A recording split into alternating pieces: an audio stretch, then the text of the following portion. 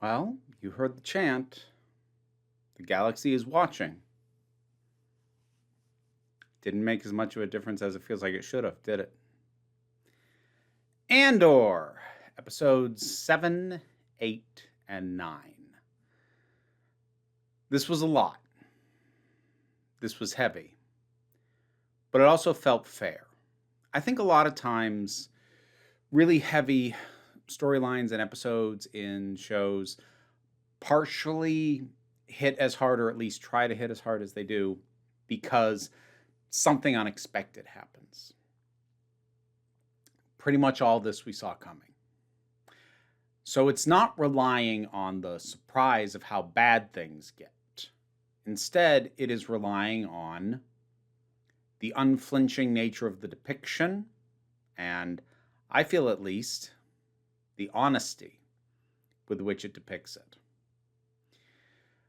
I'm not in a position to go through every major plot point.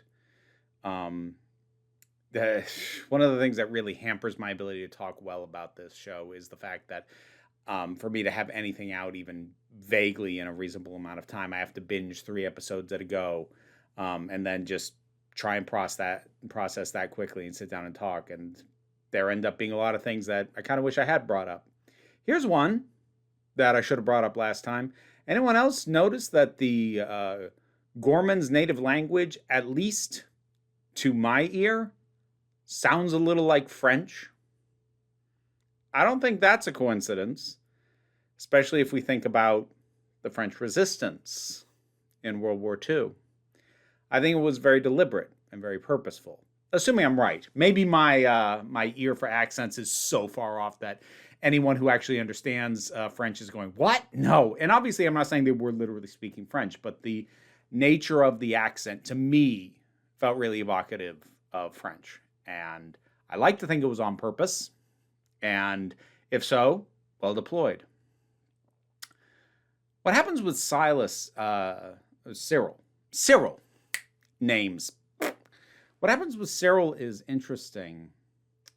And part of what's interesting is, like, he always knew that he was against these people that he was with, that he was working for the Empire. But, just because you know what side you're on doesn't mean you're okay with getting used and getting jerked around and getting left in the dark. You might know who you are working for, but if you don't know what goal it is that's being accomplished, sometimes finding out doesn't sit well. And that seems to have been the case with him here. He doesn't fully flip. I mean, he takes his anger out on Dedra in a very uncomfortable scene, I'll add. But he doesn't seem prepared to turn it against the entire Empire, or at least if he was prepared to do that, we'll never find out because he's dead. I found it really interesting, the decision. Spoilers, if you hadn't guessed. Good grief, sorry. I found it really interesting, the decision to have the last thing he hears is Cassian asking, "Who are you?" And he doesn't get a chance to answer. Because in the circumstances that they are in, honestly, it doesn't matter. It doesn't matter who he is. What matters is what he's doing, and what he's doing is about to shoot a man who is on the ground, who is on the side of rebellion against the Empire. And for the purposes of the guy who shoots Syril, that's all he needed to know. Doesn't matter who he is.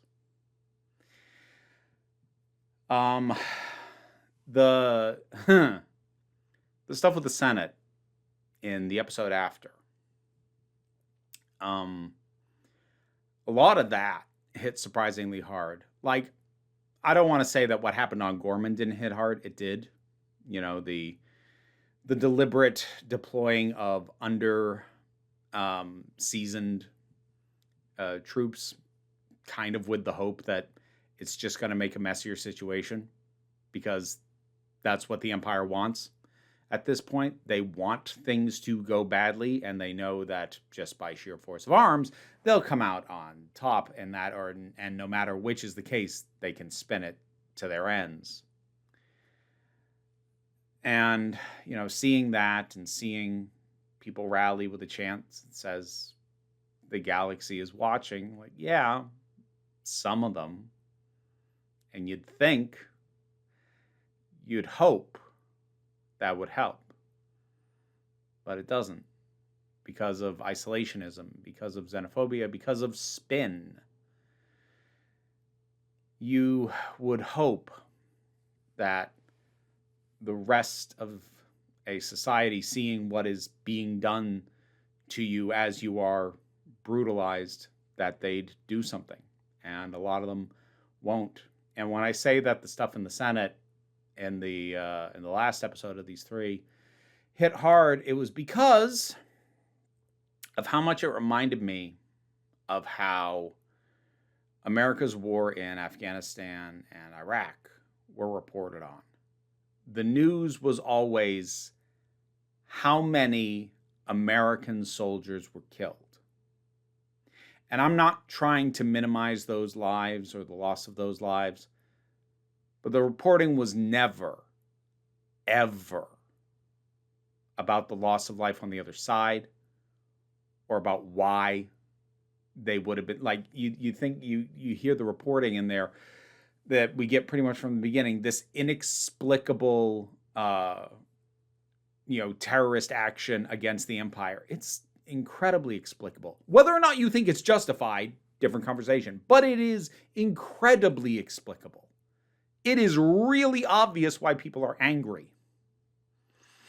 But the reporting has to act like we have no idea why they're like this. There's no explanation.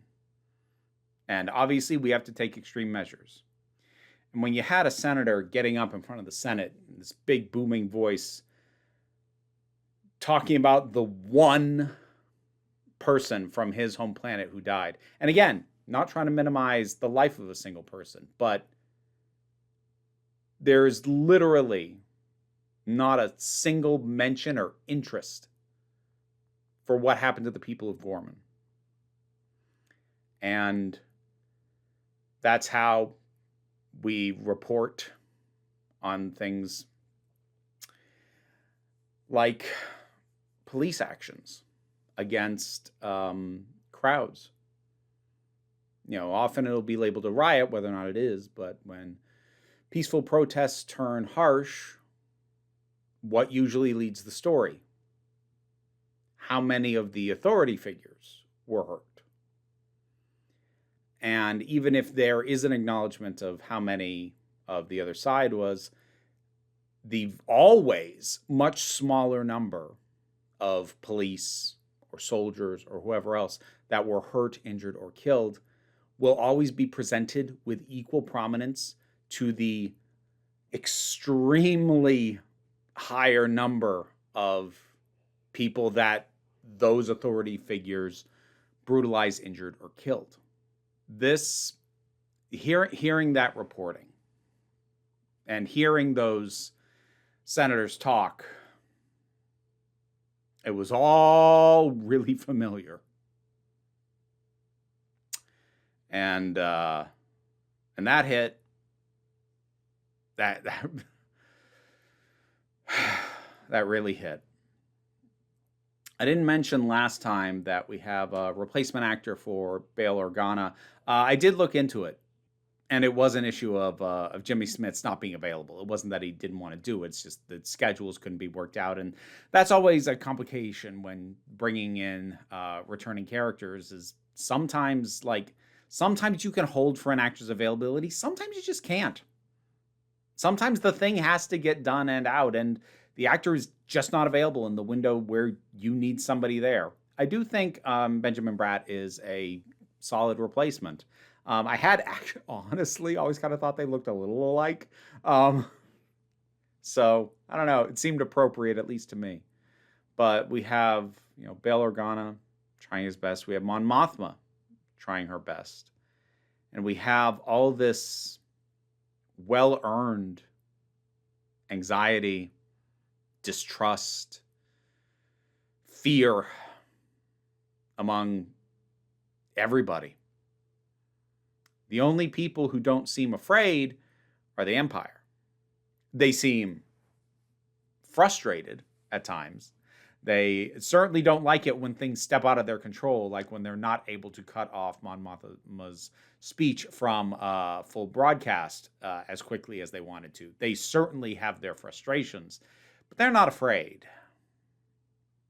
Everyone else is. Everyone else is afraid of the person standing beside them, even if that is a person who has pledged to the same cause. And even sometimes when people are fighting for the same cause, they are still going about it in ways that step on each other's toes. Like I said in my last review, the first season was about why we fight. This one is about how we fight. And it's not necessarily a how-to guide, but it is noting the ways in which disparate methods of resistance can get in each other's way. Or at the very least, cause things to be far less unified than they could or ideally would be. This is probably the heaviest thing that I can think of Star Wars putting out. Like, there have been heavy and dark moments in Star Wars for, I mean, basically the Empire Strikes Back kind of set the tone for, like, oh no, we're willing to go dark. It's not always going to be light and fluffy, fun entertainment where the good guys win. But, like, even when things have gotten bad, this one feels, between how long it was spent building up to it, how long it spends showing it, and then taking the time to deal with the aftermath, how it's framed, how it's talked about, the miscarriage of justice and the absence of humanity at every step makes this feel deeper. It's not just dark because, ooh, here's a dark turn for the story. It's saying things. And that's not to say that Star Wars hasn't always said things. It has. Star Wars has always had political aspects, political points to make. But this is a show that the political notions aren't a flavor or world-building feature. They're the point. And when you're dealing with some real uncomfortable political realities, whether it be allegorically or not, it's a lot. It's a lot to process. And, you know, speaking as a trans person, which is a group that is not very secure right now, seeing, you know, the hope that exists in a crowd of people standing up for what they believe in, and their trust that if they are treated poorly by authority figures, that it will mean something for them and for their cause, and sometimes it just doesn't. And it's a lot. It's a lot. It's good. This is really good. And we get K2SO at the end, so we'll have him next time. They did a real good job making those droids seem real dangerous. And, like, they were seen briefly in the first season, but when these things get deployed on the crowd, they do a real good job of emphasizing how dangerous these things are. But I'll be very happy to have K2 in the last run of episodes, because I could use a dryly sarcastic murder droid to lighten the mood. That's not even a joke. That's what I expect from him. Wow. Yeah, that's where we're at. Andor. Episodes 7, 8, and 9.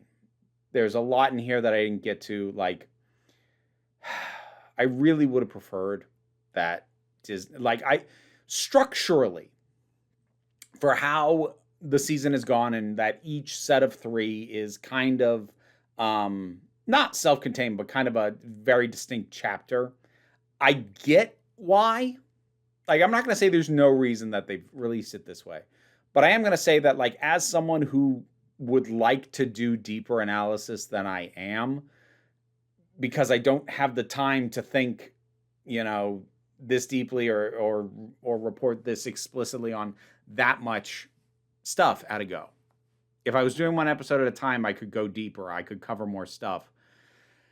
But that's not what they're doing. So it's just frustrating. But whatever your thoughts are, drop something down in the comments. Let's talk about it. Patreon pays the bills and enables me to do this as my living. Even if you can't help me out that way, like, share, subscribe. They'll help me out, but don't worry too much about it.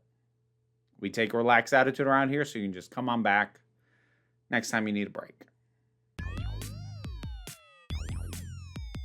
And now to thank my highest supporting patrons: Robin Moore, Quite Bearish, Zubin Lutfula, Mira G, Angry Casperl, Dave Hall, Andre, Movie Turtle, Oliver B, Welsh Wrestling Geeks, Melissa Pedersen, Mary Mello, Becky Sparks, Loki Eris, Pal Barabajoggle, and Sir Didymus is my favorite. And also Toka Blue Hoovian, Auntie Kate 808, and Tracy Scrabbit. If you'd like to hear me try and pronounce your name correctly while these guys chitter in my ears, check out the reward tiers on the Patreon. Yes, I hear you.